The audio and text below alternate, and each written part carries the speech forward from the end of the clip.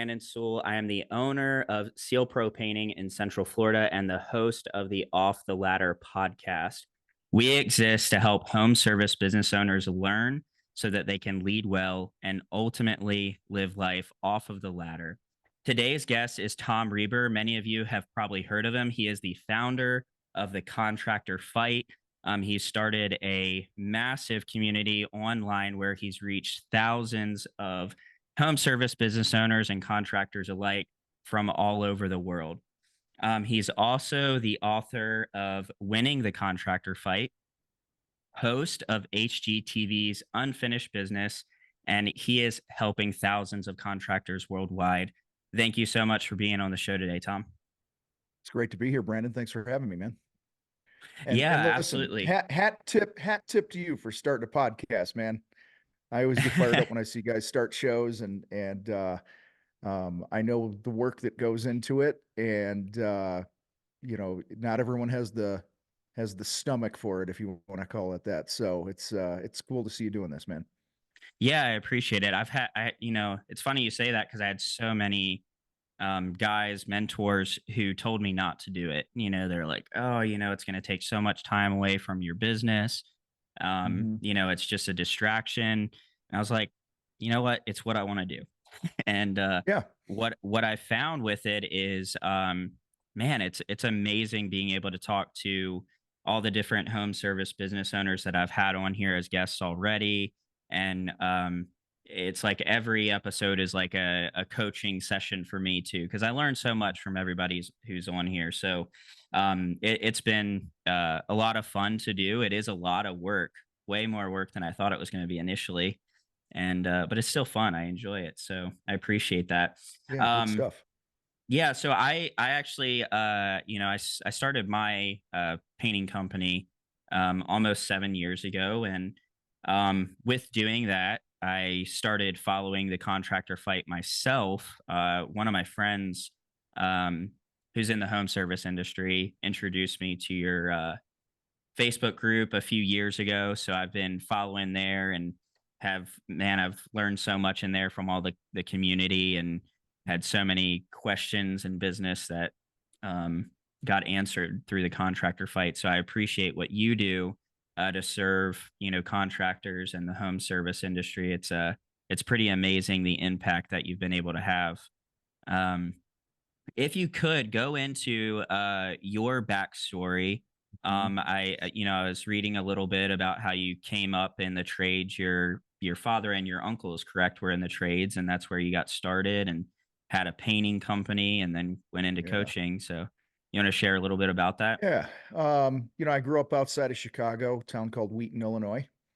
My dad was a tile guy, and my uncle was a painter. My grandfather was a painter, and my dad was all hunched over and got shorter as he got older, and they stayed about the same height. And Right. so, I opted to go work for my uncle growing up, and uh, in and out of the Marine Corps. When I got out, I went back to work for my uncle, and um, ran one of his crews, and doing probably 60, 70 homes a year. He was a big new Hmm. construction guy, still is. And fast forward a few years, I ended up going off and starting my own thing, and um built that to between 300 and 400 projects a year. And I Nice. sold my half of that in 2012 to my partner, who's a really good guy, and my family at the time. I was with my ex-wife at the time. We felt we needed a change in life, and just and some things like that. So we decided we were going to move out of state and just open a new chapter of life. Um, so I, just didn't know what I was going to do at that point. Um, and I had some time to figure it out, which was cool, and somebody tapped me on the shoulder one day, and they just said, "Hey, would you speak at this event on how to build a business?" And it was like a chamber of commerce event or something like that, Sure. and so I spoke, and then somebody else asked me to speak to their team, and then somebody asked me to coach them, and next thing you know, I'm coaching businesses, but it wasn't, none of them were contractors. It was Okay. just kind of general businesses. And man, I worked with publishing companies, chiropractors, real estate agents, gyms, all those different things. And in 2017, I just, I'm a niche guy, and that's why I could never Right. be a general contractor. It's too broad for me. Like I Sure. want to Yeah. specialize in something. And in fact, my uncle who I worked for, his son was just here for a few days. We took him skiing to Breckenridge and stuff. We live in Colorado Springs, and we were talking on the way to the airport yesterday. I just said, I think it's easier to, personally, this is just how I'm wired, right? And I know there's other people that wire differently, and that's cool. But, I think it's easier to get work. I think it's easier to build a team, put in processes, systems when you're doing the same thing over and over and over. Yeah. I've made those mistakes in the past, like in the wintertime in the Midwest when the snow is falling and you can't be outside painting. What do? You're an entrepreneur. Your brain is like, oh, I should start a handyman business. I should start this. And, you start Yeah. doing all these things. And from time to time we would dabble in those, and they just never succeeded, and I think Right. mainly they didn't succeed because of how I'm wired. And so, Hmm. um, so yeah, anyway, we, in 2017, I think the summer of 2017, I decided that, um, I, contracting is where my heart's at. These are my people. and, Right. um, and so I rebranded our podcast at the time to The Contractor Fight. And since we Hmm. did that, it's just been like hockey stick growth. It's been crazy. Um, Yeah. we named it The Contractor Fight, because it's the fight between your ears. It's Yeah. you That's got to good. win you got to win the 6 inches between your ears before you do anything else. I personally believe that success in business is about 90% between your ears and 10% math and strategy and those other Yeah. tactical type things. That's so good. I think a lot of guys out there who think they want to have a business don't realize the how hard it is, Mm-hmm. and it's so true. That's why I think some of the things that you know I'm not going to say like I'm as successful as I want to be, but I think I've achieved some success and I contribute some of that to just disciplines in my life. Like Yeah. I wake up at 4 a.m. and I go to the gym. And Mm-hmm. I know it sounds silly, but it's just doing something very uncomfortable every day, I believe prepares me for the difficulty of running a business because it's like, Yeah. waking up at 4, I don't always want to do it, but I do it because I know the character that it's producing, right? So I wake up at 4, go to the gym. I don't always want to do a hard workout, but I do Mm-hmm. it anyway. So I think, it's a lot of the challenges in business are it's mindset. And Yeah. that's, One of our higher level coaching groups that we have in the fight, I do it with two guys that are outside of the contracting world. One guy his name's Ben Newman.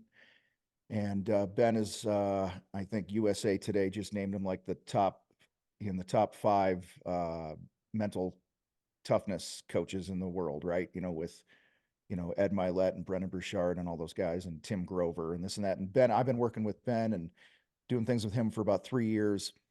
And the other guy's a guy named Rene Rodriguez, who's the author of a book called Amplify Your Influence, which is just blowing up. And he speaks like 250 days a year. I mean, it's crazy.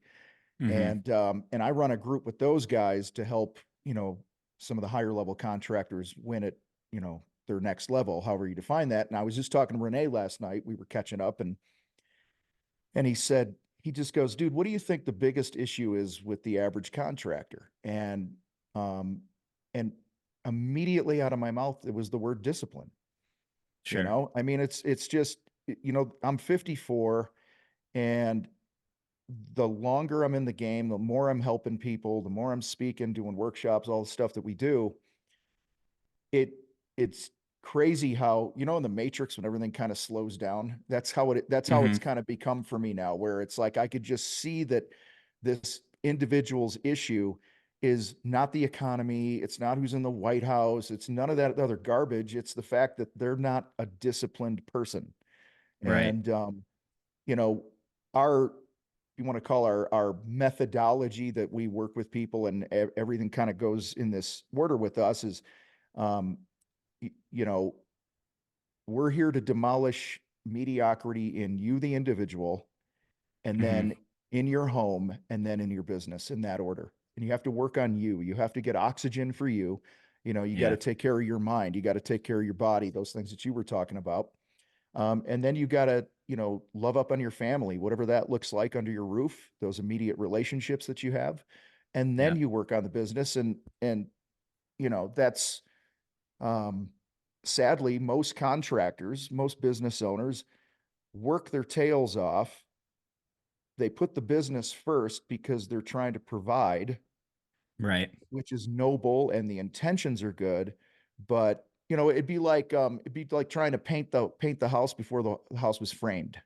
Just Yeah. wouldn't make any sense. And so, Right. we believe that success is an inside out game. And that's why we talk about discipline so much, and mindset, and how you think, and reframing things, and um, not allowing your feelings to dictate how you show up. We could go on for hours on that stuff, but I just encourage anybody listening right now, no matter where you're at in your business, if you can't find two nickels to rub together right now, or you have more work than you can handle, work on you first, then take care of the family. When I say take care of the family, and I'm big on this because, guys, I've made every mistake under the sun.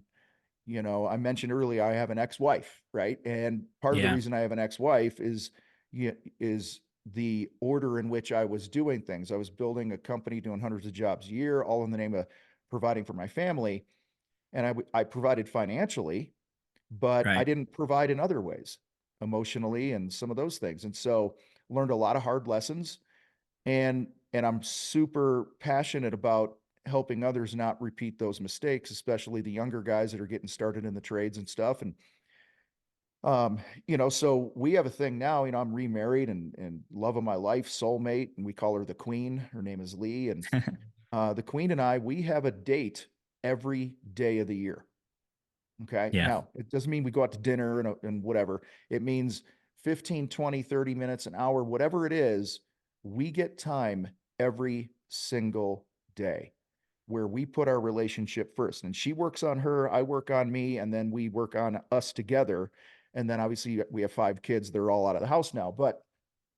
And I'm at a different season in life. I understand there's some guys listening to this have like 3 little ones running around, and it's a different Sure. context, but it doesn't mean you can't get 10 to 15 minutes a day with your spouse, your significant other, to make sure that that's a priority. Um, and what's funny is that and we've helped thousands of contractors through the years, and when they flip those priorities, it's amazing how quickly the business grows, because Right. you carry who you are and what's going on at home, you carry it into the workplace. You Hmm. can't not There's no way to leave it behind. And so if you're an undisciplined knucklehead who can't get up on time, that's going to carry into the business. How you do one thing's how you do everything. If you can't honor the commitment to be home at a certain time for dinner, and you blame the business, that's going to be a problem. And it's not and it's funny, you're not home for dinner when you said, and you think it's helping the business, but it's really not helping the business. Yeah. Okay. And so, again, um, when I don't really do a whole lot of one-on-one coaching anymore, just a couple people a Hmm. year. But the first question I ask somebody is, I'm like, tell me about your workout, how you taking care of yourself, what's that look like, and when's the last time you took your wife on a date? That is our first call, Yeah. always. And we dig into that. And sometimes we don't get to the business stuff for a couple months because I want you solid at home. Because if you're Yeah. not That's solid at good. home, you could always start another business. You can always get a job. There's always a way to make money. But we end up stealing time, money, and memories from our families when we don't work in the certain order of priority. Yeah, that's so good. Everything you said is like what I live by. I tell a lot of people, I tell my wife this. Hmm. I refuse to have success in my business at the expense of my marriage, at the expense of spending time with my son. And we've got a second on the way due in February. And it's like that's my priority, right? Hmm. And the business is secondary. And It supports, obviously, it provides, but I tell people all the time, I'm like, if I have a successful business, but my marriage falls apart, I don't have a relationship with my kids, and I'm overweight and unhealthy, then Yeah. what's the point of that? So I think it's really important to, like you said, focus on building that foundation personally, and Yeah. then it creates an environment for you to thrive on the business side of things. Yeah, and I want to be clear. It's not like I mean, you're running a business. There are certain days, certain seasons of the year, where it's go time, Yeah. and so putting the family first and yourself first, you know, you can still find time to work out and read a book or whatever you got to do to feed your brain and stuff like that. And you can also communicate with your spouse. Don't expect your spouse to read your mind. Like, there's times here in the fight where we got big initiatives going on and projects and stuff that are just going to require a lot more time. And I just say, I just say to the queen, hey, baby, the next couple of weeks it's going to be a little crazy with this, this, and this. But it's not an everyday thing. That's where a lot of guys go wrong. Is number one, they expect their partner to read their mind. Number two, it's always like that, right? And if it's Right. always like that, if you're always in a sprint in your business, if you're always working, can never feel like you can take a day off or whatever, then that's an indicator that you got to fix some stuff. And um, it's sadly most contractors, they're living a shit show, man, and it's Yeah. um, but it's fixable. It's easily fixable if you want to get better. A lot of guys, and when I guys listen, here's the other thing. A lot of things that come out of my mouth are because that's who I was. Okay, and I've made Right. these mistakes where, um, I never felt I could take a day off. I never felt like, the only way I thought that you provided for a family was financially. I have a whole story about money mindset and all that other garbage growing up, So, um, but if it's your norm that you're always in a sprint, then you got to call a timeout and communicate, with the people closest to you, and something's got to give, something's got to change. Yeah, and I think we kind of segue into this conversation is, guys who decide, hey, I want to start my own business, and I think that's the next step for me. I think Mhm. they don't realize there's, I think, two really key components to avoiding um what you're saying, where you just end up working like crazy hours 7 days a week and you're just chasing your tail trying to survive. And I think that's one is like what we just talked about, your foundation personally. And Mhm. then secondly, I think it's understanding, in order to have a healthy business, you have to have systems and processes in place that cultivate um those rhythms to have healthy boundaries and standards of like, Yeah. I'm this is when I'm going to work, and this is when I'm going to be home with my family, and these are the systems and processes that I have in place to do that. I think guys just, one, they don't know how to market their business, sell, they don't know how to create the systems and processes. So it's like they just have this, they have business coming in, they're inundated with work, they don't know how to manage it. Mhm. They don't have the systems in place to do that. So they're just trying to get jobs done. They're trying to, keep up with everything. And then that's when everything just starts to fall apart. Yeah. They're just working like crazy, but they don't have all those areas in line. So Yeah, so here's the deal. When you start a business, you are no longer a craftsman first. mhm, Okay. Like you do not get that privilege of just being a craftsman. Um, and when I say that, people are like, "Oh, Reber thinks craftsmanship and quality is not important." That's BS, right? Like of right. course it's important. All right. However, if you're going to start a business, you are now volunteering to put on a business owner hat Yeah. first and foremost. And the number one thing, the number one role that you have when you start a business is to make money. Okay. Mhm. 1A and 1B. find a need to meet the need, and get paid handsomely, right? And Yeah. so the first rung of the ladder, if you want to call it that, is sales. Like if you are not fanatical about ringing the cash register every day, it happened to me. It probably happened to you. It happens to everybody that starts a business. You underestimate what it takes to get the phone to ring, to sell projects. Most people, most people that call themselves salespeople, let alone contractors that start a business, are terrible at sales. They don't know how to Hmm. communicate with people. They don't know how to, sell with empathy, and they don't know how to contract around somebody's motive. They think it's about, oh, look at my quality and our awards, and we don't subcontract, or we do whatever your model is, right? And we think it's about all those things, and it's actually about human connection. So being fanatical about sales is number one. Then it's, let's refine our profit, get our profit as high as we can with what we have, and then we start thinking about systems. And I'm not saying systems don't exist, but I just see Yeah. so many. Dude, I'm going to say it. I've been in the painting industry forever. Um, Painters complicate everything. Okay. And when I'm talking to a painter and they bring up the word systems, I'm like, oh shit, here we go again.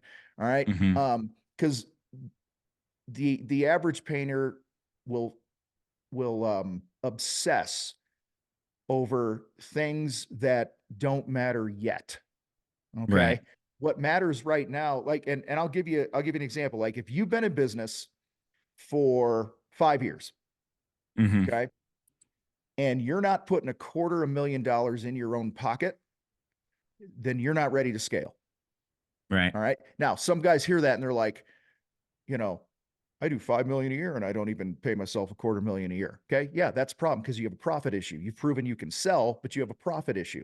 And the profit Hmm. issue is either you're not selling at the right rates or you got some efficiency issues. All right. Right. I mean, dude, I got guys that are doing, 700 grand a year paying themselves three. Hmm. Okay. Because they're clear on what they want.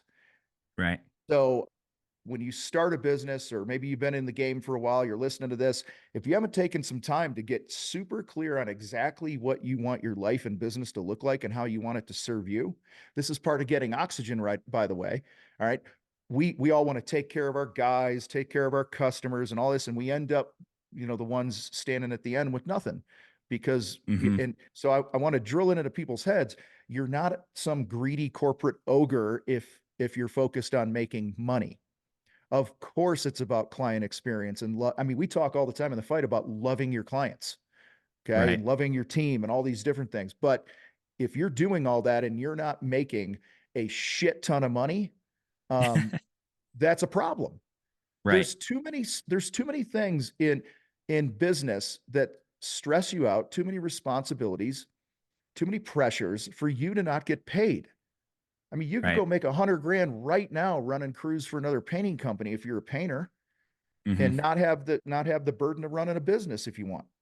Okay. So, but if you're going to run a business, let's commit to making as much money as you can, because you can now reinvest it. Obviously, you get oxygen for you and your family, and you can reach your goals and have a savings and retirement, and you could pay for the braces and all those different things that happen through life.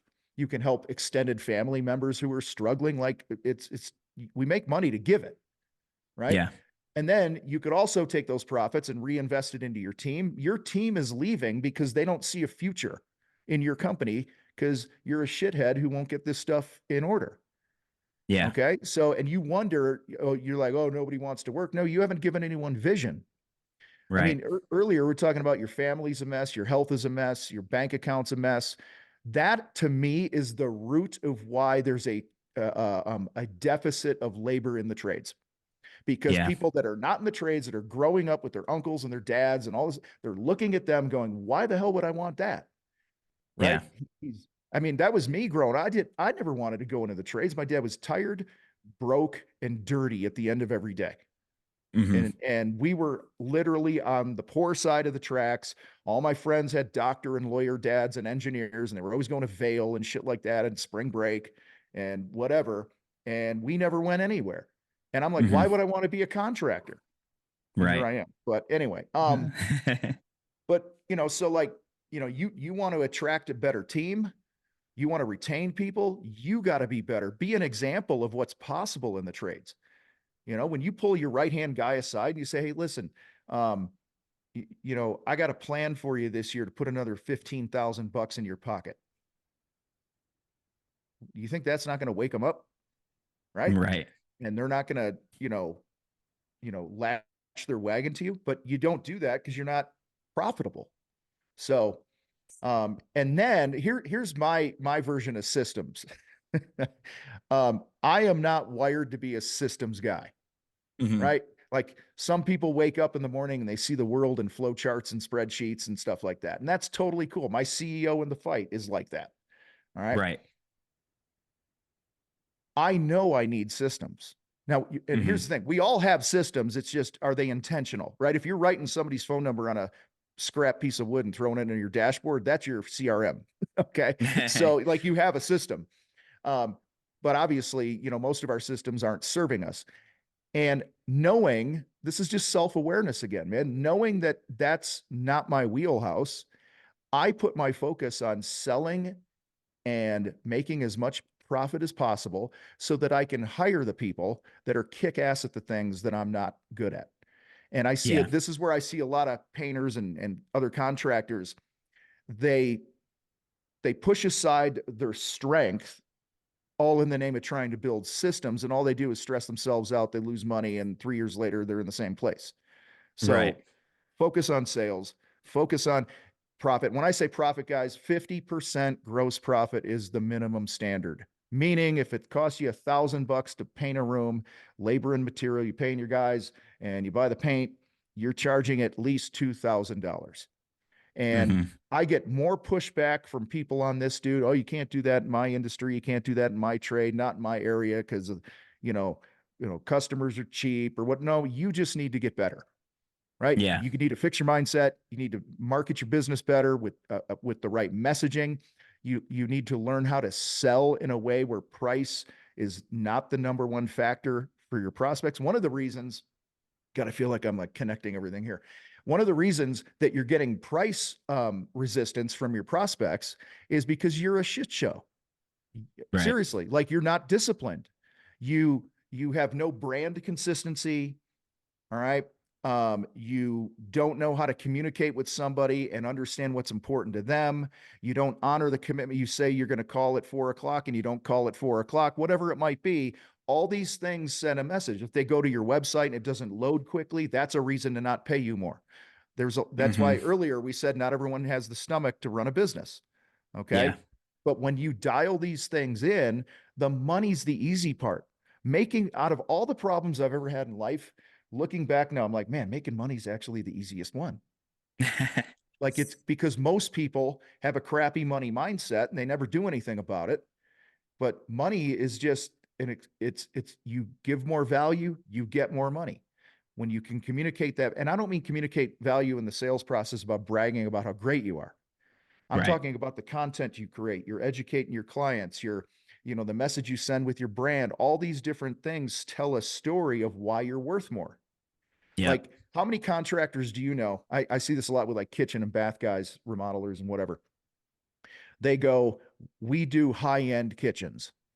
Then you go to their website and it looks like a used car dealership website. Yeah.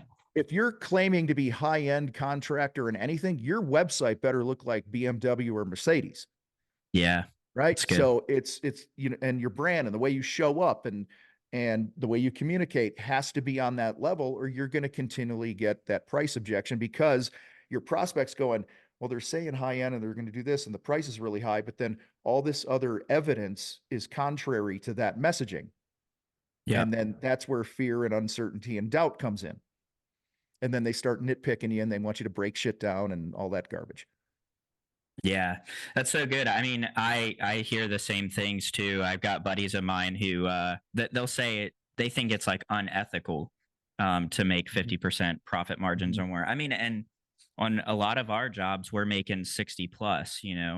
Um, Mhm. and I don't. I think you have to shift your mindset and say, well, if you're not making um, that type of margin, you can't build a professional operation. You know, you Yeah, can't afford to show up professionally. You can't afford to invest in your website.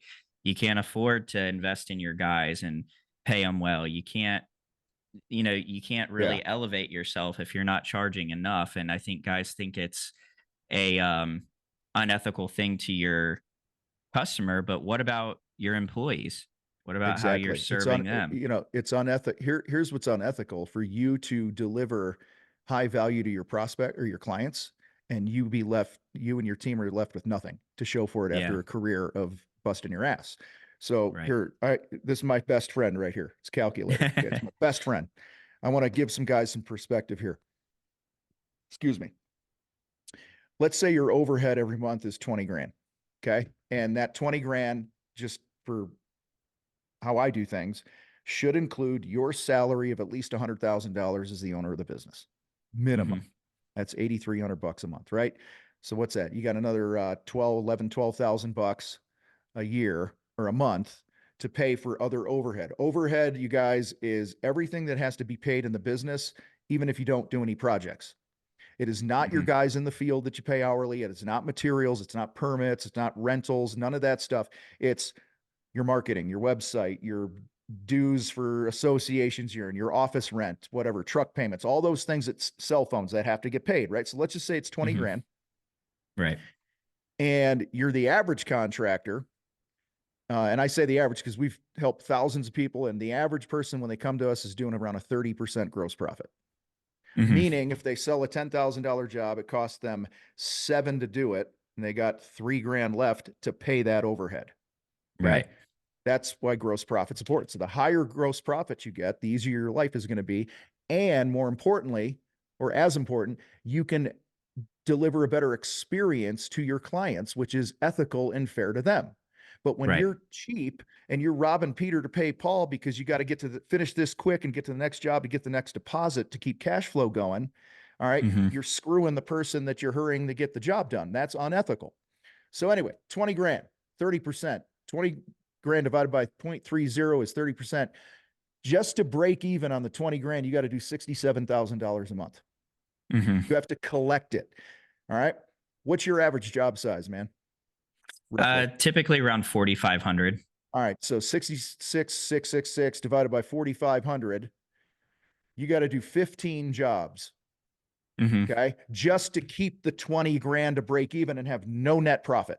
Now I'm Right. paying your salary in this and Right. whatever, right? What's your closing rate on sales? We typically fluctuate anyway between like 40 to 45%, All right. So call it sometimes 40. higher. We'll call it 42. So 15 jobs divided by 0.42, you need 36 leads Hmm. to break even every month. Now, you take the same 20 grand, you divide it by a 50% gross profit, you only need to bring in 40 grand Hmm. divided by your 4,500. Instead of 15 jobs, you need 9 jobs. 9 divided by 42, you only need 22 leads. You need 14 less leads or whatever it is. Right. So you need less leads, you need less jobs to break even when you're at a 50% gross profit, which means everything you sell above that goes straight to net. And so Yep. this is that hamster wheel that contractors get on. And, it's not about volume. It's Hmm. about you selling at the right rates. Oh, well, here's another thing, dude, that I won't do the math on. When when you have a lower gross profit, you actually need more people in the field to fulfill it. When you have a higher gross profit, you could do it with a smaller team. I mean, Right. I got guys that are doing 2, 3 million a year that have a team of four, Yeah. and they're extremely profitable. Now they have a marketing machine going where they're attracting the right prospects and they have leads to burn, if you want to call it that, right? Which Yeah. is why we have to be fanatical about marketing our business and not just Hmm. waiting for things to happen. So gross profit, man, I'm telling you. And I get, like you said, contractors, I get everything from it's unethical to I want to be fair to my clients. I'll never get any work if I price my work that way. I call BS on all of that stuff.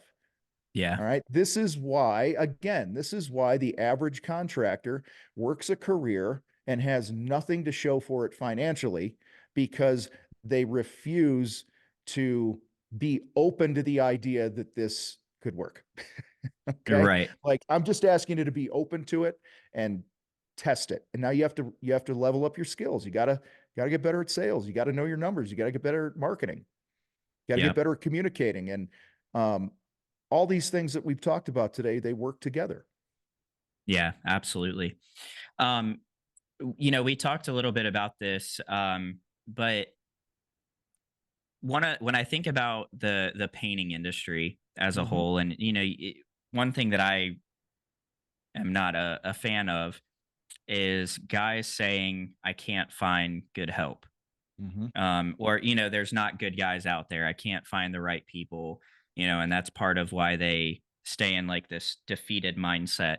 And I mean, I've got amazing guys. I've got guys right now that are um, coming from other companies to work for me, and Hmm. I think that a big part of that is attracting them, Hmm. and I think we have to like shift our mindset. But can you speak to, because I know you've mentioned this before, there's some guys out there that would be better off just working for a great company. And Yeah. I think there's guys out there, as we're talking, there's a lot that goes into running a successful business. It takes a different mindset. And I think that there's guys out there who don't realize that, and Yeah. maybe they're better suited just working for a great company. How would you help somebody make that self-conscious, self-aware decision to say, "Hey, maybe I'm not cut out for this." Yeah. What kind of questions should they be asking themselves to say, "Hey, you know what? I'm not cut out to be a business owner. I would be better off going and working for a great company." Are there any, tips, advice you would give to those guys? Yeah. I think there's a couple different scenarios, right? Let's start with the new guy. If you're a new guy, you've been running a business for a couple of years, 3 years, and you're working on you're getting better, your debt is not increasing, your income is going up. Like if you could just kind of just look at the data, just simply look at the data. Hmm. Like, am I trending in the right direction? Then, hey, you're doing some things right. Stay the course, Right. right? If you've been in the game for a while and you're reliving the same year every year, Mhm. right? Um, you're not growing closer to your spouse. You're not, if you're getting unhealthier, if you Mhm. are unhealthier, like physically, mentally, and financially, if your debt is increasing year over year over year, and putting that anchor on your shoulders every day that you have to carry, if you're still making around the same amount of money, if your employees are like a revolving door, these are just indicators. Success leaves clues, and so does um, unsuccessful people. They leave clues too. Mhm. And so I think it's time to get your ego out of the way and Mhm. just go, is the juice worth the squeeze? You know? Mhm. Um, and so I try to take the emotion out of it, which is tough because I get it, man. I built a lot of businesses and it's your baby. And Right. you don't ever want to go to if and so if you're going to sit here and go, I'm never going to go back to work for somebody again, then you know what? You need to get your head out of your ass and do what a real business owner does and start making the changes and put your money where your mouth is, Mhm. right? Put your actions in your time where your mouth is and work on you and get better. I think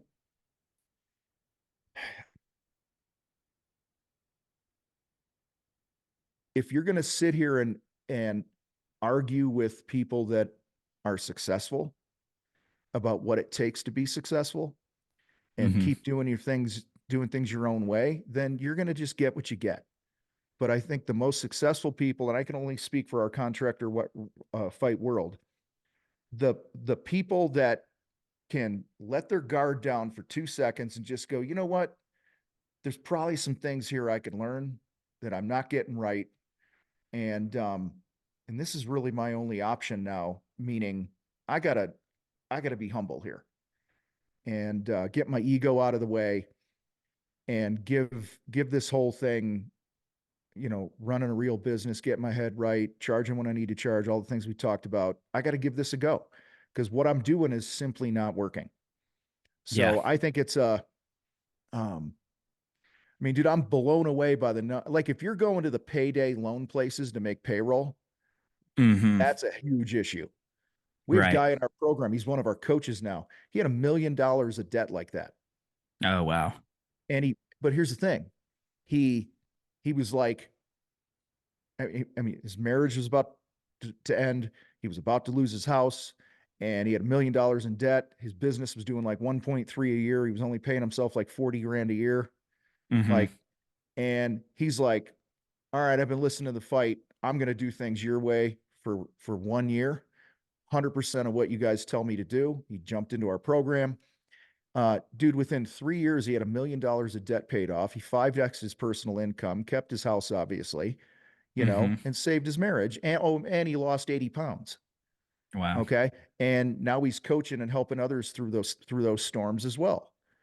All Right. right. So it can be done no matter how dark your situation is. But in his case, his name's James. In James's case, he went all in and put his ego aside. And that's what I see a lot of people don't do, right? Yeah. Um, or they half-ass it. They go, yeah, I'm going to do this, but then they don't fully commit. Like one of the things we do is we do daily role play calls 5 days a week, every weekday in our program, Hmm. live sales training role play calls where we teach you how to sell better, right? And um, and guys will commit to being on the call, and then something will happen in the field, and that could wait. But then they go, "Oh, I got to go in the field," and they don't honor the commitment to get better in sales, and nothing ever changes. So it's that Right. half-ass commitment, right? Um, or I don't feel like job costing this project right now because I have other things to do. No, you do what you need to do to get better every day, and you stack those wins every day. Yeah. So, and the whole thing with like, it can't find guys. I think one of the reasons you can't find guys is you're not trying. Like you don't have a recruiting plan in place. You don't even have a careers page on your website. You're not talking about it. You're not on social showing your culture. There's so many tactical things you could do, but the point is if you really wanted to find great people, you have to, it's like marketing. I believe marketing is the same in a lot of ways for new clients as it is in employees, right? Right. 365 days a year, we need to be marketing for people. And so um, I think that's number one is you're just not committed. You only hire when you need it instead of Hmm. always hiring and always looking for good people. And number two, back to what we said earlier, you're a bad example, Hmm. right? You're like your life's a mess, your health's a mess, your bank account's a mess, your business is nothing but chaos. And if you want to hire, I'm wearing my FW shirt, stands for F and winner. That's if you want FWs, that's what we call A players in our world. If you want to Right. hire the FWs that are out there, a winner is not going to hitch their wagon, bring their time and talents and all passions and all that stuff to a company that there's no future. Right. So like you're sabotaging yourself because you're not taking care of you and all those other things we talked about first. And now you're not attractive to winners. That's why you Hmm. continue to attract boneheads, Hmm. because boneheads, what is it? What's saying? Like attracts like. Yeah. So, um, and then when you hire them, let's say you do hire a winner, they're not going to stay if they don't see a future. Like, what benefit am I going to get as an employee if I stay with this company? Hmm. Okay. Um, and what's the map of my career? Am I going to be sanding baseboards my whole life? Or am I actually going to have a career path here? We call it a mastery ladder. Like, how can I move up and what are the skills and education and those things that are needed for me to get to the next level? So, I mean, dude, and all these things fit together. And it just comes back to the fact that and it's okay if you don't want to do these things, Hmm. then don't, it's okay to let go and go get a job and bring your best to somebody who's winning at a high level, Yeah. and help them build a kick-ass company and give yourself a great future and sleep better at night and let go of some of those pressures, man. I mean, it's truly so when I say like you should quit or whatever, I'm not ripping on you. Like I actually respect people that go, you know what, I don't want to do this. Right. Yeah. There's other things that are more important to me in life, and you know I just feel like if you're going to build a business, build the biggest and most profitable business you can. Hmm. Okay. And this is where a lot of contractors are like, oh, I don't want all the trouble with employees and I don't want to build a big business. And this, I say build a big business. Big is relative, by the way. I say build a big business because I know that if my business is growing in scale and profit, I know I'm getting better. Right. You know what I mean? So as I continue to grow, the business can't help but grow. So you're not going to grow into chaos if you continue to grow personally, Yeah. you know? And so I think and listen, you're giving incredible quality of work and service to your clients and all these things. You should be bigger. You Right. should put the other guys that are unwilling to do these things out of business. You should be Hmm. the only game in town if you're truly approaching it in an ethical way with integrity and meeting needs of people. And guess what? They get to pay for it too, right? Hmm. Whatever your prices are. And so everybody wins because now you're Yeah. taking the pain away from the client who hired the idiot because that Hmm. idiot's not in business anymore. Yeah. One of the things that I think guys have to realize is like you have to take extreme ownership. That's one of my favorite leadership books. It's one of my favorite Mm-hmm. principles is, extreme ownership. At the end of the day, everything with your business rises and falls on you and Yep. what you're doing. If you're not leading yourself well, you're not going to be able to grow a business. And so I think a lot of guys, if you're not willing to, confront your bad marriage, if you're not willing to confront your health, if you're not willing to confront, the fact that your business isn't doing well, if you're not willing to take ownership of those things, or the fact that you know, suck at getting great people to work for you, if you can't take ownership of that, then you should go work for somebody else. Yep. Because you're just going to be constantly just creating a bigger mess, in my opinion. Well, here's the other thing. Whether you go work for somebody else or not, you should take extreme ownership. Yeah, Because that's if you true. just shut your business down and you don't take ownership for who you are and the results you're getting in your life, you're just going to be miserable wherever you go next. Yeah. Right. So this is where I said you take yourself everywhere you go. Yeah. Okay. So you're never going to go wrong owning your crap, looking in the mirror, and as you see things that need adjusting, making those adjustments, and working to be a better person, whether you're an employee or you're a business owner. Yeah. It's so good.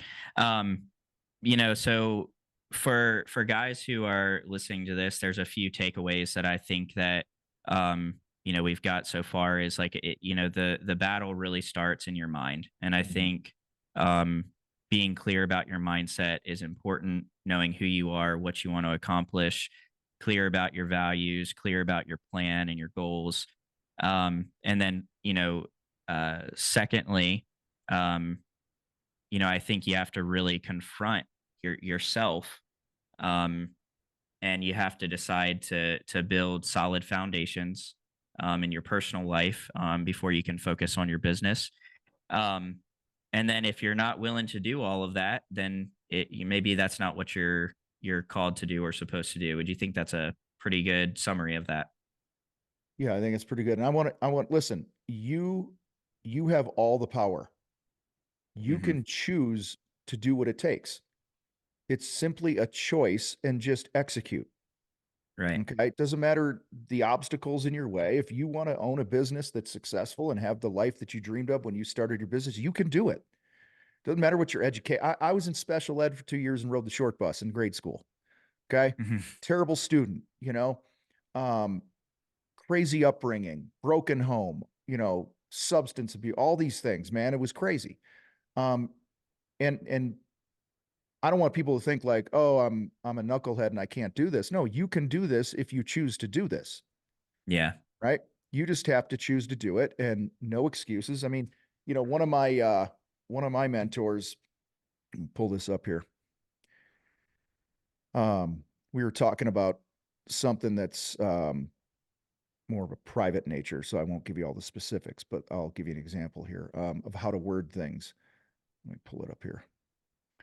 Um, so let's say you say I'm going to commit to growing a real business that pays me 250 grand a year minimum.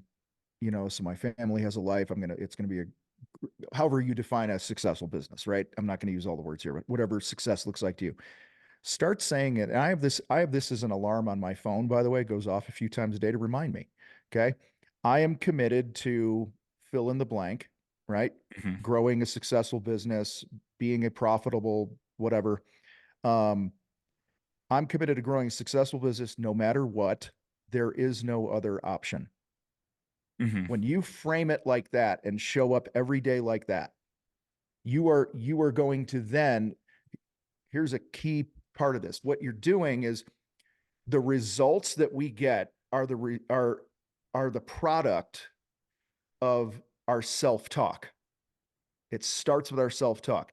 So if you're telling yourself in your thoughts or out loud, people are just cheap, I can't find good employees, nobody wants to pay our prices, whatever the thing is, if you're telling yourself that, then your thoughts become beliefs. Your beliefs turn into your actions or inactions, and those actions get you the results that you're getting. It's an acronym we call T-bar in the fight: thoughts, beliefs, actions, results. So, for instance, 50% gross profit. Right now, if you're listening to this, you're like, man, I don't know if that's doable, but you know what? I'm going to start telling myself a different story. You know, like, hey, I can't wait to find the people that are willing to pay the prices I need to charge for the work that I deliver. Let's see what happens today. That's a thought. Tell yourself that every day. You lose a Mhm. bid, you just go, you know what? That's all right. I can't wait to level up my skills, to get better in sales, to know my numbers better, to work on me so that I can charge what I'm worth. Well, you keep telling yourself that intentionally, pretty soon Mhm. you're going to believe it, and then your actions are going to follow, meaning you're going to raise your prices, you're going to do sales role plays, whatever it is. All right. You're going to have that tough conversation with an employee. You're going to fill in the blank. And over time, you're going to start getting the results that you want because it started with your thoughts. So I can't find good people. Flip it to go, man, I live in a town of 500,000 people. I can't wait to meet the two or three guys that are going to help this team be awesome. Yeah, that's good. Right. And then you'll start to believe that they're out there. And guys, I am not Mr. Woo Woo, by the way, but I can tell you, I have hundreds of examples in my life, professional and personal, where I can look back and go, told myself the right story there, told myself the wrong story there over and over and over. And most of our thoughts are on autopilot. So that's why we have to be really intentional. That's why I write things down. I have alarms go off on my phone to remind me that I'm a human being, man. I have the same struggles all of us have with negative self-talk. I mentioned Yeah. Ben Newman earlier, who's, you know, uh, I mean, dude, Ben's top mental toughness coach. He's worked with everyone from Nick Saban to NFL and PGA and MMA guys and billion-dollar construction companies, you name it. And I sit down with Ben. I'm like, dude, what is the number one thing that holds people back? He's like, self-talk. Boom. Mm. That's it. Because it Yeah. sets the stage for everything else. Yeah, that's so good. And so what I want to clarify too is I don't think you're saying um you gave some different metrics like, hey, if you've been in business for 3 years and you haven't reached this, like, Mm-hmm. you should just quit. I think I agree with that, and I don't. I think some people achieve success at different times, but I think what you're really saying is, like, it comes down to, what do you believe about yourself? What is your mindset? Are you gonna quit, or are you gonna take ownership? And if you're not gonna take ownership, if you're not gonna work on your mindset, if you're not gonna work on your personal self-talk, then maybe you should quit. I think that's what you're saying, is there's not necessarily like a definitive, like, because I think we all face challenges and struggles in business. Mm-hmm. And I don't think you're necessarily saying, like, if you face a struggle, you should quit, but you're saying, if your approach to that isn't right, then maybe you should. Is that what you're If you saying? keep getting the same results over and over and you're not achieving the success that you want, then there's one of two issues. Number one, you haven't truly identified with clarity what you want, or Mhm. you're not taking the actions to get there. Right. Right. And both of those are within my control. When I throw things out, like, you're not making a quarter million in 5 years and this and that, I understand there's other context to people's lives. Dude, I speak this, and this is a this is a marketing lesson here. Let me give this to you guys. Now, my ideal client is a contractor. I can Mm-hmm. speak to a contractor very differently than I would speak to Mrs. Jones if I were marketing painting, right? Right. That's why you go on my podcast and I'm YouTube, I'm screaming at you and this and the reason is most people that do what I do, they're Mm-hmm. they're soft and professional and they don't want to make waves and they don't take a stand. They don't plant their flag in the ground and stand for something. That's Yeah. the marketing lesson here. This is who I am, number one. But like when you market your business, you got to plant your flag on some things. And I believe in what's called a pattern interrupt. So Mm-hmm. somebody was driving down the road, listening to this podcast with an earbud, and who's been in business 6 years, and I go, if you've been in business 5 years and aren't making $250,000, you're a loser. Okay. Now, obviously don't know that person. My point is it's time to start getting paid what you're worth. Shakes them It's up. right. And wake up. And now, Mm-hmm. if you define success for you is I want to work 3 days a week, 9 months out of the year and pay myself 150 grand a year and do the work myself and then go fishing or whatever your life looks like, and Sure. you're attaining that, good for you. I will never judge somebody's definition of their own success. I would Sure. just encourage people, don't settle for scraps. Okay. Yeah. Don't settle for the going rate of what most contractors charge and what they make and the type of life they have. All right. Mm-hmm. So now, do I believe that you should be making 250,000 in 5 years? Yeah, I do. Unless you're a handyman. That's a crazy business there, man. But um, but you are going to make, I'm going to make, we're all going to make what we believe we're worth. Mm-hmm. And I want to encourage you guys, like if you're showing up with integrity, which I know they are, they're doing a quality project, they're communicating well, they're alleviating some sort of pain in their customer's life, or giving them some sort of pleasure that they want to pay for with a new backyard or whatever it might be. All right. Then you got to believe that you're worth a lot of money for that, because there's a lot of Mm-hmm. people that they're paying that are charging more than you that are not delivering those things. Right. Okay. So earn what you're worth and start telling yourself a different story. Mm-hmm. Um, I don't, my goal is not for people to quit their business and go out of my goal is for people to step up to the challenge and get better.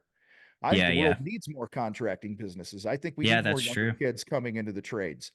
Yeah. Right. I think I think our overall grand vision for the contractor fight is to create a world where the trades are no longer a fallback option, Yeah. That's good. where people are getting out of school going, I'm going into the trades. Yeah. Right. Because the Yep. contractors I know, they're in shape. They got great marriages, awesome family, making money, like all Yeah. that stuff. And the guys that work for them have those same things too. That's the type of world we're trying to create here. Yeah. That's good. Right. I want you to be able to pay all your foremen over 100 grand a year. Yeah. Right. So And I think anyway. too, like all of this can be reverse engineered, so like when you Mhm. talk about these different goals and everything, like we had a meeting this morning, 7 a.m. at the office, me and my guys, and we went over, as we have it every year, at the end of the year, and we look at, the current year, what went well, what were our Mhm. goals, did we hit them? Um, and then we say, okay, this is what our goal is next year, and we reverse engineer. Okay, well, what is it going to take to get there? Yep. If we want to hit X amount of dollars in revenue at X amount of net profit, well, we need to bring in X amount of leads, and we need to close Mhm. at this closing rate. And if we close at this closing rate at this average job size, this is how many jobs we have to do. This is, and so Mhm. I think instead of saying, oh, it's not possible or I can't do it, you have to sit down and say, okay, well, what's it going to take to get there? And then do the work, take action, implement, and go out there and make it happen. And, so I'm a firm believer in that, just planning in general. Yeah, well, the two most important words in business, I believe, are clarity and consistency. Hmm. Be clear on what you want and consistent in the daily actions that are going to move you closer to what you want. And that's exactly what you're doing. right? Mhm. When you reverse engineer something like that, then you break it down and okay, what is this week's big initiative? And what are the Mhm. steps each day that me or the team or whoever needs to take to ensure that the phone is going to ring 63 times in January or Mhm. whatever. You know what I'm saying? And you do those things and you track those things and you measure those things. And then you make adjustments as you go. You know, you get more of what you focus on. A lot of us, I used to do this, man. We used to come up with this big vision for the year and then we roll it out to the team and then we never talked about it anymore, Mm. which It's is good. easy to do because you get busy, Right. which is, no excuse, but I get it. That's Mhm. why, having that weekly meeting with your team is so important and going, hey, we're on track for this. We're a little behind. Let's do the more you're talking about these things, the more you're communicating that this is important. And like I said a minute ago, you get what you focus on. So if you're focused on finding a right hand person right now in your company and you're fanatical about it, you will find that right hand person. If you're fanatical about raising your gross profit by at least 10% in the next 90 days, all right, and you're talking about it and you're talking about it in terms of like, hey guys, this is why we have to finish jobs in the bid man hours and this is why we got to stay on budget and this is, why a great experience is all these different things. You're talking about it. Okay. Mhm. Your brain is wired that when you tell your brain something's important, it looks for evidence in the world and it brings it to you. Mhm. Okay. So, um, that was a huge mistake I've made in the past is I would roll these big plans and goals out and then I'd never revisit them. They'd just be in my head, but I wouldn't keep putting it on the consciousness of the team as a whole. Yeah. Where we're all rowing in the same boat in the same direction together towards an objective. Yeah. I mean, if you have an employee that he's like, man, I want to be able to take my wife on a vacation. I've never taken her on a vacation and we want to go here and it costs $7,000. I'm going to sit here and go, all right, Billy, let's figure out how we can make you another 7 grand this year. And then we're doing a regular monthly or weekly check in on that and this and that. You think he's not going to make that? He's going to make it Right. in 90 days. Right.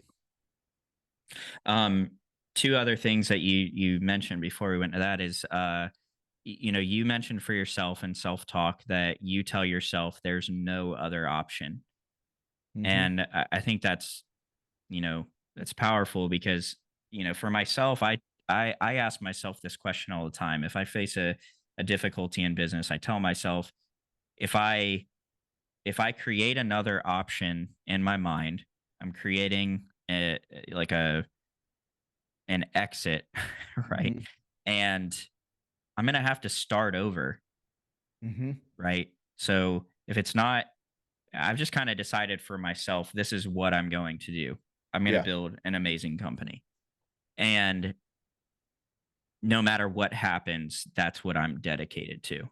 And, Mm-hmm. um, I think that um, that's a mindset that you have to decide that you have and realize like, I think there's value in deciding when is the right time to quit. I think, there's, if you're not if your business isn't making money, if you don't have a market for your services, and the writing's on the wall, well, maybe it's time to throw in the Mm-hmm. towel. But like for myself, I there's a market for my services. We make Mm-hmm. money. Do I face challenges? Absolutely. But I've just decided I'm gonna put my head down and grow and work through those challenges. Yeah, I mean that again, that's, by you going there's no other option, you're getting what you focus on, right? You're Hmm. you're not giving yourself an eject button because you're willing to put in the work to own your crap, to have self-awareness, all the things that we've talked about, to when you identify something that you're bringing to the company that's holding it back, you're going to do something about it, right? Hmm. So, I think another big factor here is are you happy? Yeah, that's good. I mean, I've had businesses before where very successful financially, and I just wasn't Hmm. happy. So I'm like, Yeah. I'm done. And it's okay to be done, Hmm. And so you could be doing all the quote right things to build a business, but if you're not happy and you'd be happier working for somebody else or doing something, then go for it because you only live once and don't Yeah. don't get so attached to, your ego that you have to keep doing something that you don't enjoy and makes you miserable. That's You good. I know, I had a like that I had I you had a I had a I had a buddy that had $4 million company, and he was like making shit tons of money in his pocket. This was years ago, and he woke up one day and he's like, I want to coach baseball. right. And he had a teaching degree and stuff, and he went and got a couple other certifications, and he went and got a PE job, and he started because he wanted to coach baseball. Then he Yeah. ended up coaching, college baseball and stuff. And now he's happy. He's happier than he's ever been, and that's okay, Yeah. right? So nobody's saying that you have to build a business. I Yeah. love the thrill of it. I love the challenge. I love the. Yeah. I mean, it's kind of like I played football and stuff. Like my fondest memories where I don't really remember the games. I remember practice, the weight room, and all those different things with the Mhm. guys and stuff. And that's where my happiness was, Yeah. And so if you're not enjoying the The fight. process of getting Yeah. better, enjoying the fight a little bit and stuff, then that's okay. Be Yeah. honest And you with kind of yourself. have to getting hit is part of that, right? Hmm. It's like how can Yeah. you be a fighter if you don't enjoy getting hit every once in a while? I think I relate it to surfing, you know. Hmm. I grew up surfing my whole life and surfed at a collegiate level and competed, and I've been in some sketchy situations Yeah. surfing, but it's like it's almost like that's what makes it what it is, Hmm. it gives you like this thrill and this glory of being a part of it, and there's like, yeah, I almost drowned. Yeah, I got pounded, or Yeah. Yep. whatever the situation is, but it's part of that experience, and I find that entire process is what I find joy in. It's not just riding the waves and having a good time. It's like I get to experience those Hmm. things that so many other people won't experience surfing. Think Um about it with your team, right? Like, we've all done those projects where we get our butts kicked. mhm, Like I underbid it. Client was a pain in the butt. We didn't pre-plan the job as well as we could have, and what do? We usually like get all pissy about it and this and that. I think, and this, I know this is hard. So this is, but I think in my ideal state, I'm pulling the team together and I'm going, dang, we're getting our butts kicked on this one. This is not the way we planned. We got like 2 more days on this thing, guys. Let's rally together and finish this thing strong, and we'll have a cool story to tell later on. yeah, yeah. Like We do what you can to unify your team and just go, hey, we're in this together. You own your crap with them. You know, um, most employees when jobs go bad, they're in the doghouse, right? And it's like, mhm, and I'm not saying like if you have consistently underperforming employees and stuff, but when something goes wrong, just go, hey, we learned some lessons here. If we could do this job over again, how would you approach it? I yeah, know I would bid it differently in this part of the job and blah blah blah. So let's just get better together and move on and laugh about it later on. And I yeah, mean I have a job I talked about in my book where I charged 28 grand. It was in my first year of business, and it cost me $45,000 to do it. yeah, All right. So, you know, which means I should have charged 90 to 100 for the job. And I mhm, lost my tail, and going through it was horrible. But now I talk about it in the book. I make jokes about it. I laugh. It's kind of like a lot of the things that I help contractors all around the world with right now were born out of that project at Bill's house that about killed mhm, me. So I just think, again, it's reframing, just going, all right, sometime, like a fighter, right? You get in the ring, sometimes you get your face kicked in, mhm, and other times you end up with your hand up in the air. It's just, yeah. so have some fun with it. Yeah, I like that you kind of like that point, I think brings that full circle. It's like if you're not happy doing it, maybe that's where you Hmm. realize like this isn't for me, and it's not like what you're built to do. I actually love Gary Vee because Gary Vee talks about that all the time. He's like, so many people think that it is only about the money. And I Yep. mean, that's important, but you also got to be happy. If you hate what you're doing, um, then maybe you shouldn't do it. And I listen, if you're not, I'm sorry, go ahead. No, no, I was just gonna say, like, that's me. Like, even though having my own business is difficult and there's challenges that come with it, and I fail sometimes and I make dumb decisions, it's like I enjoy having my own business. I enjoy the Hmm. challenge of having to learn from my mistakes and having to, um, constantly be working on myself and constantly working on my business to make it better. And that's like the thrill of it for me. And there's probably guys out there who wouldn't enjoy that. They'd be like, "This is you know, this is awful. Why am I even doing this?" Listen, if you're unhappy and you've not been doing what you know you need to do to build your business, I would say take action and do the things you know you need to do, Hmm. right? And like do your part before you judge your happiness because you might be miserable because you're just not winning the way you want to win, right? But if like you're Sure. showing up and you're doing the things that we've talked about and you're making some progress and trending in the right direction, you're still not happy, then I think that's a good indicator. But a lot of our unhappiness is because, I mean, I don't know about you, but when there's things I know I'm not doing my best in, I'm miserable. My confidence is low. I'm not Yeah. proud of myself. I'm not happy. So fix that shit first and Hmm. then judge your happiness, you know? Yeah. Um, That's good. yeah, man. Well, I think that's a we're good place to wrap it up. I did want to ask really quick. You said you're in the Marine Corps. You didn't happen to ever get stationed out at Camp Lejeune, did you? Nope, never been there. Oh, okay. That's where Yeah, I I grew was up. okay. Yeah, I was Yeah. West Coast Marine and other parts of the world and stuff. So yeah. Okay, gotcha. Yeah, I lived in. I don't know if you're familiar with. I grew up in Emerald Isle, North Carolina, which Okay. is just north of Camp Lejeune. But I've had family members that served in the Marines at Camp Lejeune and Gotcha. um, stuff like that. But Cool, hey, man. Tom, I appreciate it. Is there anything like a final point that you'd like to leave for my audience on how they can win in the fight, get off? Like I said, we want to help them get off the ladder, get out of, you know, being in their business and work on their business. What would be like a final thought that you would leave with them? Go all in on you. Okay. Live the type of life that you can trust yourself, right? Confidence is built when we honor the commitments that we make to ourselves. Just start there. I don't care if it's, I'm going to, get up at a certain time. I'm going to work out, eat certain things. I'm going to, you know, I'm going to raise my prices, 20% right now. Like just take the action, honor those commitments. And what you will see happen is that the snowball will start to build.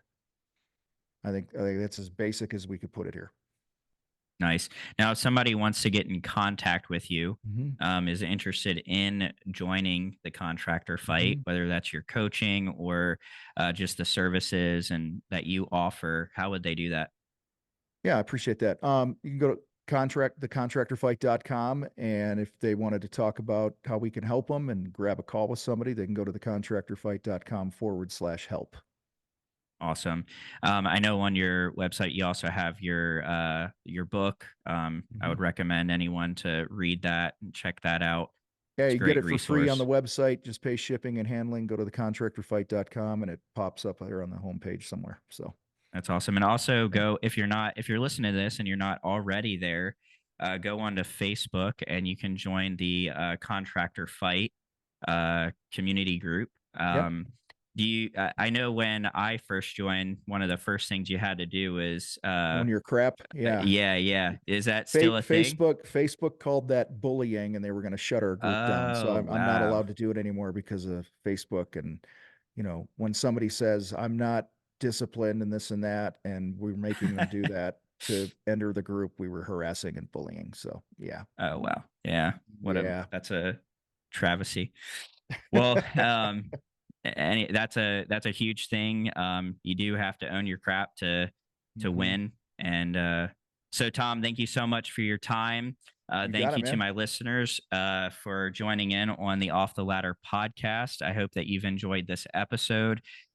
We will see you next time on the next episode of the Off the Ladder podcast.